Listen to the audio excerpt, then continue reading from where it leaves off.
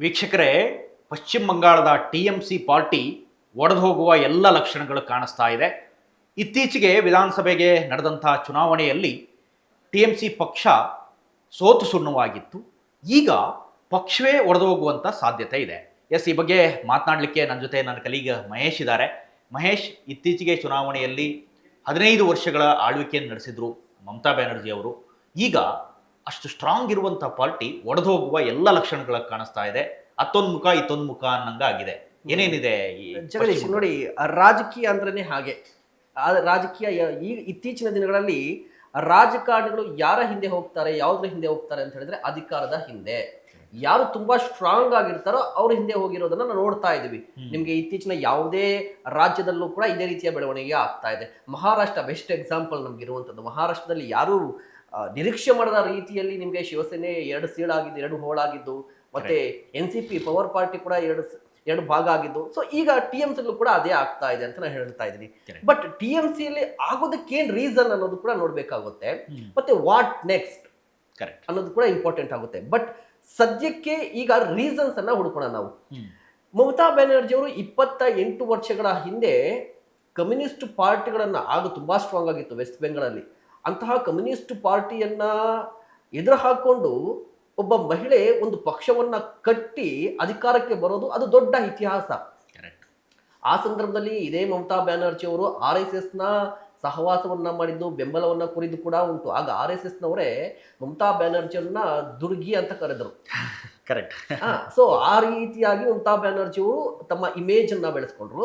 ಮತ್ತೆ ಇತ್ತೀಚೆಗೆ 2024 ಲೋಕಸಭಾ ಚುನಾವಣೆವರೆಗೂ ಕೂಡ ನಾನು ನೆಕ್ಸ್ಟ್ ಪ್ರೈಮ್ ಮಿನಿಸ್ಟರ್ ಕ್ಯಾಂಡಿಡೇಟ್ ಅಂತಾನೆ ಅವರು ಹೇಳ್ಕೊತಾ ಇದ್ರು. ಕರೆಕ್ಟ್. ನೀವು ಕೂಡ ನೋಡಿರ್ಬೋದು, ಈ ಇಂಡಿಯಾ ಮೈತ್ರಿಕೂಟ ರಚನೆ ಆದಂತಹ ಇಂಡಿಯಾ ಮೈತ್ರಿಕೂಟ ರಚನೆ ಆಗಿರೋ ಸಂದರ್ಭದಲ್ಲಿ ನಾನೇ ಅದರ ಅಧ್ಯಕ್ಷ, ನಾನೇ ಅದರ ಪ್ರೈಮ್ ಲೀಡರ್ ಅಂತ.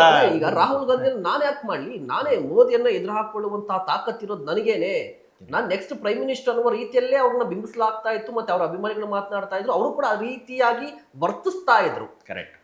ಸೊ ಆ ವರ್ತನೆ ಏನಿತ್ತು ಅಥವಾ ಅವರ ನಡೆನುಡಿ ಏನಿತ್ತಲ್ವಾ, ಅದಕ್ಕೆ ಒಂದು ದೊಡ್ಡ ಪೆಟ್ಟು ಏನು ಅಂತ ಹೇಳಿದ್ರೆ ಮೊನ್ನೆಯ ಸೋಲು. ಅಂದ್ರೆ ಯಾರು ಕೂಡ ನಿರೀಕ್ಷೆ ಮಾಡಿರ್ಲಿಲ್ಲ ಆ ಸೋಲನ್ನ. ಈ ಮಟ್ಟಕ್ಕೆ ಅಂದ್ರೆ ಸೋತರು ಕೂಡ ಸ್ವತಃ ಅವರು ಶಾಸಕ ಸ್ಥಾನದಲ್ಲೂ ಕೂಡ ಇಲ್ಲ. ಅಂದ್ರೆ ಅವರು ಕೂಡ ಸೋತು ಹೋಗ್ಬಿಟ್ಟಿದ್ದಾರೆ. ಮತ್ತು ಪಕ್ಷವನ್ನ ಗೆಲ್ಲಿಸ್ಕೊಳ್ಳಿಕ್ಕೂ ಕೂಡ ಸಾಧ್ಯ ಆಗ್ಲಿಲ್ಲ.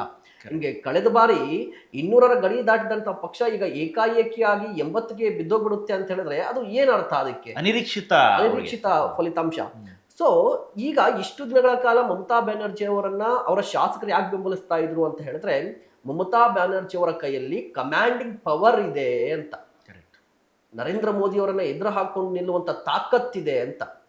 ಸೊ ಇಷ್ಟು ದಿನಗಳ ಕಾಲ ಈ ಕಾರಣಕ್ಕಾಗಿ ಮಮತಾ ಬ್ಯಾನರ್ಜಿ ಸ್ಟ್ರಾಂಗ್ ಅನ್ನುವ ಕಾರಣಕ್ಕಾಗಿ ಅವರನ್ನ ಬೆಂಬಲಿಸ್ಕೊಂಡು ಬರ್ತಾ ಇದ್ರು ಒಂದಿಷ್ಟು ಜನರು, ಒಂದಿಷ್ಟು ಶಾಸಕರು ಅಲ್ಲ.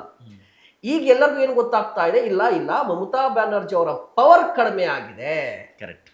ಈಗ ನಾವು ಇನ್ನು ಮುಂದೆ ಮಮತಾ ಬ್ಯಾನರ್ಜಿ ಅವರ ಜೊತೆಯಲ್ಲೇ ಹೋದ್ರೆ ನಾವು ಮತ್ತೆ ಅಧಿಕಾರಕ್ಕೆ ಬರೋಕ್ಕಾಗಲ್ಲ.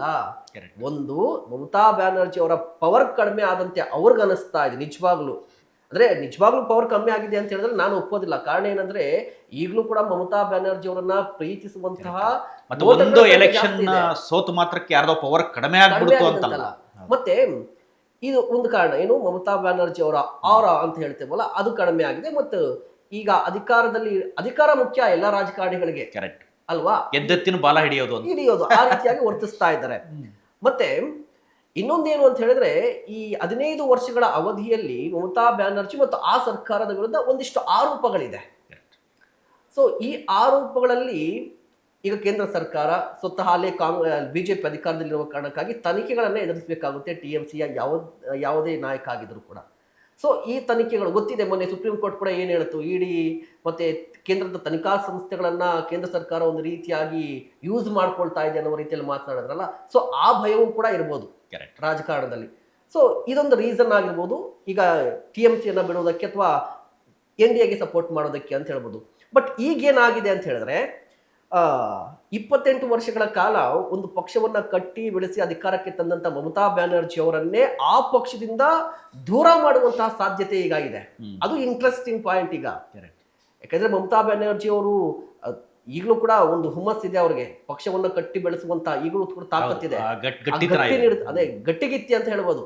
ಬಟ್ ಈಗ ಏನಿರುವಂತದ್ದು, ಈಗ ಕುತೂಹಲ ಏನು ಅಂತ ಹೇಳಿದ್ರೆ, ಲೋಕಸಭೆಯಲ್ಲಿ ಓಂ ಬಿರ್ಲಾ ಅವರನ್ನ ಟಿಎಂಸಿಯ 19 ಸಂಸದರು ಭೇಟಿಯಾಗಿದ್ದಾರೆ.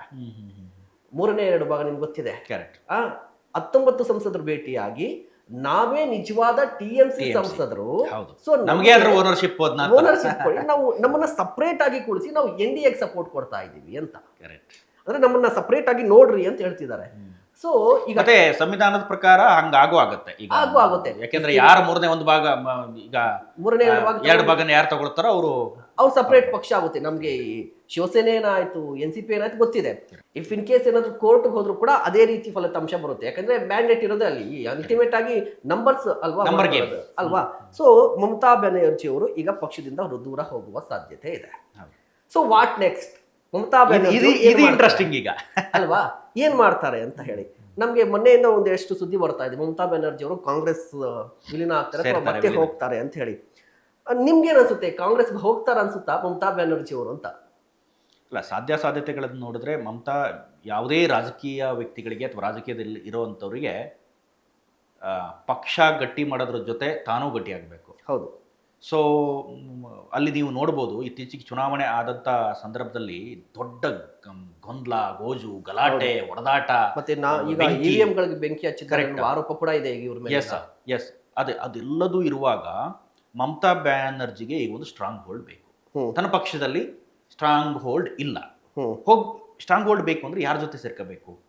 ಕಾಂಗ್ರೆಸ್ ಜೊತೆ ಅಥವಾ UPA ಜೊತೆ ಮೈತ್ರಿ ಆಗಲೇಬೇಕು. ಅಥವಾ ಅವರು ಏನು ಇಂಡಿಯಾ ಮೈತ್ರಿಕೂಟ ಕಟ್ಟಿದ್ರಲ್ಲ, ಇಂಡಿಯಾ ಮೈತ್ರಿಕೂಟದಲ್ಲಿ ಇವರಿಗೆ ಏನೂ ಸ್ಥಾನ ಕೊಡದಿದ್ರು ಕೂಡ ಅವ್ರ ಜೊತೆ ಇರಲೇಬೇಕಾದಂತ ಅನಿವಾರ್ಯತೆ ಈಗ ಸೃಷ್ಟಿಯಾಗಿದೆ.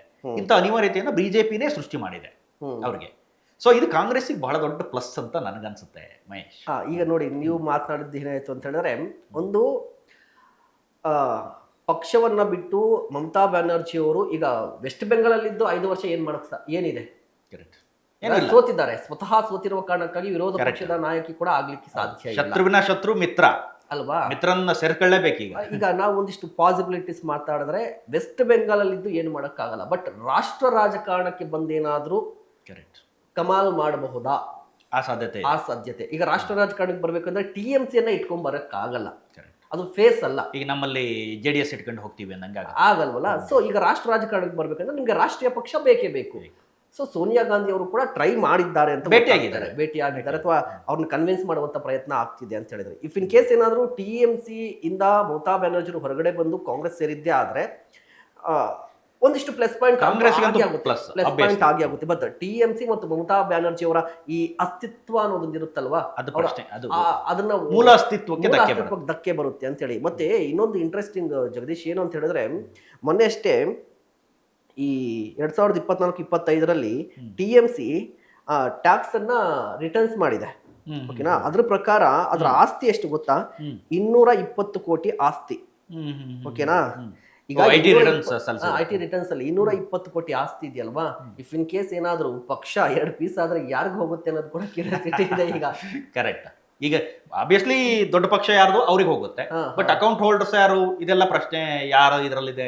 ಹೌದು, ಅದೆಲ್ಲ ಈಗ ನೆಕ್ಸ್ಟ್ ಹಂತದಲ್ಲಿ ಅಂದ್ರೆ ಒಂದಿಷ್ಟು ಕನ್ಫ್ಯೂಷನ್ಸ್ ಇದೆ, ಒಂದಿಷ್ಟು ಗೊಂದಲ ಇದೆ, ಒಂದಿಷ್ಟು ನಿರೀಕ್ಷೆ ಇದೆ, ಒಂದಿಷ್ಟು ಕುತೂಹಲವೂ ಇದೆ ಕೂಡ ಏನಾಗುತ್ತೆ ಅಂತ ಹೇಳಿ. ಇಂಡಿಯಾ ಮೈತ್ರಿಕೂಟಕ್ಕೆ ಈ ರೀತಿ ಯಾರೇ ಬಂದು ಸೇರ್ಕೊಂಡ್ರು ಅವ್ರಿಗೆ ಪ್ಲಸ್. ಈಗ ಜಗನ್ಮೋಹನ್ ರೆಡ್ಡಿ ಬಗ್ಗೆ ಮಾತಾಡ್ತಾ ಇದ್ದಾರೆ, ಜಗನ್ಮೋಹನ್ ರೆಡ್ಡಿ ಬರ್ತಾರೆ ಅಂತ.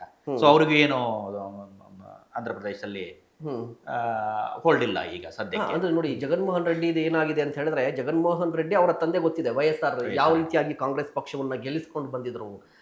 ನನಗೆ ಸ್ವತಃ ಆಂಧ್ರ ಪ್ರದೇಶದ ಒಂದಿಷ್ಟು ಮಂದಿ ಹೇಳ್ತಾ ಇದ್ರು, ಇಫ್ ಇನ್ ಕೇಸ್ ಏನಾದ್ರು ಜಗನ್ಮೋಹನ್ ರೆಡ್ಡಿ ಅವರ ತಂದೆ YSR ಕಂಟಿನ್ಯೂ ಆಗಿದ್ರೆ, ಅಂದ್ರೆ ಜೀವಂತವಾಗಿದ್ದು ಅವರು ಮತ್ತೆ CM ಆಗಿದ್ರಲ್ವಾ, ಅದು ಕಂಟಿನ್ಯೂ ಆಗಿದ್ರೆ ಆಂಧ್ರ ಪ್ರದೇಶ ಇಬ್ಬಾಗನೂ ಆಗ್ತಾ ಇರ್ಲಿಲ್ಲ, ಮುಂದೊಂದು ದಿನ ಇವರು PM ಕ್ಯಾಂಡಿಡೇಟ್ ಕೂಡ ಆಗ್ತಿದ್ರು ಅಂತ. ಅಂದ್ರೆ ಆ ಹೋಲ್ಡ್ ಅನ್ನ ಈಗ ನಾವು ಸಿದ್ದರಾಮಯ್ಯನವರನ್ನ ಯಾವ ರೀತಿಯಾಗಿ ಮಾಸ್ ಅಂತೀವಲ್ವಾ, ಆ ಮಾಸ್ ಇಮೇಜ್ ಅವ್ರಿಗಿತ್ತು. ಕರೆಕ್ಟ್. ಅವರು ಮಾಡಿದಂತ ಸಂದರ್ಭದಲ್ಲಿ ನಾನು ಕೂಡ ಅವಾಗ ಗಮನಿಸಿದೆ ಮಾಧ್ಯಮದಲ್ಲಿ, ಏನು 125 ಜನ ಸಾವನ್ನಪ್ಪಿದ್ರು. ಅಂದ್ರೆ ಸೆಲ್ಫ್ ಸೂಸೈಡ್, ಸತ್ರು ಅನ್ನೋ ಕಾರಣಕ್ಕೆ. ಸೊ ಅಷ್ಟು ದೊಡ್ಡ ಮಾಸ್ ಇಮೇಜ್ ಇರುವಂತ. ಈಗ ಜಗನ್ಮೋಹನ್ ರೆಡ್ಡಿ ಪಕ್ಷವನ್ನು ಕಟ್ಟಿದ್ ಯಾಕೆ YSR ಪಾರ್ಟಿ ಅಂದ್ರೆ ಕಾಂಗ್ರೆಸ್ ವಿರುದ್ಧವಾಗಿ ಕಟ್ಟಿದ್ದವರು. ಕರೆಕ್ಟ್. ಕಾಂಗ್ರೆಸ್ ನಮ್ಗೆ ಅನ್ಯಾಯ ಮಾಡ್ತು ಅಂತ ಹೇಳಿ. ಸೊ ಈಗ ಅವರ ಸ್ಥಿತಿ ಹೇಗಿದೆ ಅಂತ ಹೇಳಿದ್ರೆ, ಆಂಧ್ರದಲ್ಲಿ ಲಾಸ್ಟ್ ಟೈಮ್ ಅವರು ಫುಲ್ ಮೆಜಾರಿಟಿಯಿಂದ ಅಧಿಕಾರ ಹಿಡಿದಿದ್ರು. ಬಟ್ ಈಗ ಬಂದಿರುವಂತದ್ದು ಕೇವಲ 11 ಸೀಟಲ್ಲಿ ಗೆದ್ದಿದ್ದಾರೆ. 11 ಸೀಟ್ ಅಷ್ಟೇ ಇರೋದು ಅವರಿಗೆ, 11 ಶಾಸಕರಿದ್ದಾರೆ. ಸೊ ಅವರ ಅಸ್ತಿತ್ವದ ಪ್ರಶ್ನೆ ಒಂದಾದ್ರೆ ಅವರನ್ನ ಬೆಂಬಲಿಸುವಂತ ಸಂಖ್ಯೆ ಈಗಲೂ ಕೂಡ ಇದೆ, ಅದು ಅದಕ್ಕೆ ಯಾವುದೇ ರೀತಿಯ ಪ್ರಶ್ನೆ ಇಲ್ಲ. ಬಟ್ ಇಲ್ಲಿ ಸಿದ್ಧಾಂತದ ಒದ್ದಾಟವೂ ಕೂಡ ಇದೆ, ಜಂಜಾಟ ಇದೆ. ನೋಡಿ, ಒಂದು ಕಡೆ ನಿಮ್ಗೆ TMC ಮತ್ತೆ ಜನಸೇನಾ ಪಾರ್ಟಿ ಬಿಜೆಪಿ ಜೊತೆ ಹೋಗಿದೆ. ಸೊ ನಿಮ್ಗೆ ಏನಿಲ್ಲ ಅಂತ ಹೇಳಿದ್ರು ಅಲ್ಲಿನ ಮುಸ್ಲಿಮರು, ಅಲ್ಲಿರುವಂತಹ ದಲಿತರು ಬಿಜೆಪಿಯನ್ನ ಈಗ ಕೋಮುವಾದಿ ಪಕ್ಷವಂತಾನೆ ಬಿಂಬಿಸ್ತಾ ಇದೆ. ಈಗ ಮುಸ್ಲಿಮರು ಏನ್ ಮಾಡ್ತಾರೆ ನಿಮ್ಗೆ ಅಲ್ವಾ? ಸೊ ಈ ಜಾತ್ಯತೀತ ಸಿದ್ಧಾಂತವನ್ನ ಬೆಂಬಲಿಸುವಂತಹ ಪಕ್ಷ ಬೇಕಾಗಿದೆ. ಅಂದ್ರೆ ಆ ಸ್ಪೇಸ್ ಖಾಲಿ ಇದೆ ಆಂಧ್ರ ಪ್ರದೇಶದಲ್ಲಿ. ಹಾಗಂತ ಜಗನ್ಮೋಹನ್ ರೆಡ್ಡಿ ಇದ್ದಾರೆ. ಸೊ ಜಗನ್ಮೋಹನ್ ರೆಡ್ಡಿಗೆ ಈಗ ಒಂದು ಬೂಸ್ಟ್ ಅಪ್ ಬೇಕಾಗಿದೆ, ಒಂದು ಸಪೋರ್ಟ್ ಬೇಕಾಗಿದೆ ನ್ಯಾಷನಲ್ ಲೆವೆಲ್ ಅಲ್ಲಿ. ಸೊ ಅದು ಕಾಂಗ್ರೆಸ್ ನಿಂದ ಆಗುತ್ತಾ ಅನ್ನುವಂಥದ್ದು ಇದೆ. ಯಾಕಂದ್ರೆ ಜಗನ್ಮೋಹನ್ ರೆಡ್ಡಿ ಇನ್ ಕೇಸ್ ಕಾಂಗ್ರೆಸ್ಗೆ ಬಂದಿದ್ದೇ ಆದ್ರೆ ಅದು ಕಾಂಗ್ರೆಸ್ಗೂ ಪ್ಲಸ್, ಮತ್ತೆ ಯಾರು ಜಗನ್ಮೋಹನ್ ರೆಡ್ಡಿಯ ಕಾರಣಕ್ಕಾಗಿ ಕಾಂಗ್ರೆಸ್ ಅನ್ನ ಬಿಟ್ಟು TMC ಹೋದಿದ್ರಲ್ವಾ, ಅವರು ಕೂಡ ಮತ್ತೆ ಕಾಂಗ್ರೆಸ್ಗೆ ಬರ್ತಾರೆ, ಮತ್ತೆ ಹೊಸ ಚೈತನ್ಯ ಬರುತ್ತೆ. ಆ ರೀತಿಯಾಗಿ ಅವರ ಸಹೋದರಿ ಟ್ರೈ ಮಾಡ್ತಾ ಇದ್ದಾರಂತೆ. ಬಟ್ ಆಗುತ್ತೆ, ಶರ್ಮಿಳಾ ಅವರು ಟ್ರೈ ಮಾಡ್ತಾ ಇದ್ದಾರಂತೆ ಕಾಂಗ್ರೆಸ್ಗೆ ಮತ್ತೆ ಅವ್ರನ್ನ ಕರೆತರಬೇಕು ಅಂತ ಹೇಳಿ. ನೋಡಿ, ಶರ್ಮಿಳಾ ಮತ್ತು ಜಗನ್ಮೋಹನ್ ರೆಡ್ಡಿನೇ ಆಸ್ತಿ ವಿವಾದ ಇದೆ. ಅದೆಲ್ಲವನ್ನ ಮರೆತಿ ಮತ್ತೆ ಒಂದಾಗುವ ಸಾಧ್ಯತೆ ಏನಾದ್ರೆ ಮುಂದೆ ಅದು ಕೂಡ ಒಂದು ದೊಡ್ಡ ಕ್ರಾಂತಿನೇ ಅಂತ ಹೇಳ್ಬೋದು. ದೊಡ್ಡ ಬೇರೆಯವರು ವಿರುದ್ಧ ಹೋರಾಡಬೇಕು ಅಂದ್ರೆ ಇವರಿಬ್ರು ಒಂದಾಗ್ಲೇಬೇಕು. ಹೌದು, ಆ ರೀತಿ ಆಗ್ತಾ ಇದೆ. ಒಂದು ಒಟ್ಟಿನಲ್ಲಿ ರಾಷ್ಟ್ರ ರಾಜಕಾರಣ ಸದ್ಯಕ್ಕೆ ಕುತೂಹಲದ ಘಟ್ಟದಲ್ಲಿ ಏನಾಗುತ್ತೆ ಅಂತ ನೋಡ್ಬೇಕು. ಎಸ್, ಇದಿಷ್ಟು TMC ಪಾರ್ಟಿಗೆ ಸಂಬಂಧಪಟ್ಟಂತಹ ವಿಚಾರ. ಇಂಥದ್ದೇ ಮತ್ತಷ್ಟು ಕಂಟೆಂಟ್ಗಾಗಿ ನೋಡ್ತಾ ಇರಿ ಸುಮನ್ TV ಕನ್ನಡ. ಹಾಗೆಯೇ ನೀವೇನಾದರೂ ನಮ್ಮ ಚಾನಲನ್ನು ಸಬ್ಸ್ಕ್ರೈಬ್ ಮಾಡಿಲ್ಲ ಅಂತಾದರೆ ದಯವಿಟ್ಟು ಈ ಕೂಡಲೇ ಸಬ್ಸ್ಕ್ರೈಬ್ ಮಾಡಿ, ಶೇರ್ ಮಾಡಿ, ಲೈಕ್ ಮಾಡಿ ಮತ್ತು ಕಮೆಂಟ್ ಮಾಡೋದನ್ನು ಮರಿಬೇಡಿ. Thank you.